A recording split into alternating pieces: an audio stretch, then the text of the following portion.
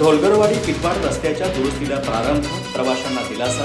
स्वाभिमानी शेतकरी संघटनेच्या इशाऱ्यानंतर आश्वासनाची पूर्तता. 20 वर्षांपासून रखडलेला रस्ता, 10 कोटी 9 लाखांचं काम मार्गी.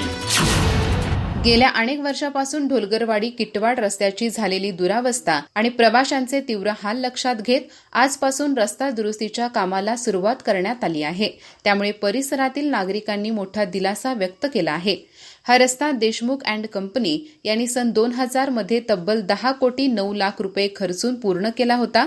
तसेच पुढील 5 वर्षाच्या देखभाल दुरुस्तीसाठी 54 लाख रुपयांची तरतूदही होती. मात्र शासनाकडून 4 वर्षांचे पैसे न मिळाल्याचे कारण देत कंपनीकडून दुरुस्ती काम सातत्याने टाळले जात होते. परिणामी संपूर्ण मार्ग खड्डेमय होऊन प्रवास अत्यंत असुरक्षित झाला होता. या गंभीर परिस्थितीबाबत स्वाभिमानी शेतकरी संघटनेचे जिल्हा उपाध्यक्ष प्राध्यापक दीपक पाटील यांनी 16 ऑक्टोबर रोजी ढोलगरवाडी येथे रस्ता रोको आंदोलनाचा इशारा दिला होता. त्यांच्या या भूमिकेनंतर महाराष्ट्र ग्रामीण रस्ते विकास महामंडळाने तातडीची बैठक घेऊन पावसाळा संपताच दुरुस्ती काम सुरू करण्याचे लेखी आश्वासन दिले होते. त्या आश्वासनाची पूर्तता करत आजपासून प्रत्यक्ष दुरुस्ती कामाला सुरुवात झाली. या कामामुळे ढोलगरवाडी, किटवाड आणि परिसरातील प्रवासी, विद्यार्थी, ग्रामीण रुग्णवाहिका सेवा तसेच शेतकरी वर्गामध्ये आनंदाचे वातावरण आहे.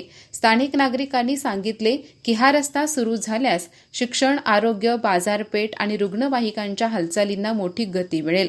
अनेक वर्षांपासून प्रलंबित असलेला प्रश्न आज मार्गी लागल्याने दिलासा मिळाला आहे. प्राध्यापक दीपक पाटील यांनीही ही केवळ सुरुवात असून कामाची गुणवत्ता सर्वोच्च असली पाहिजे, गरज पडल्यास पुन्हा आंदोलन करू असे स्पष्ट केले.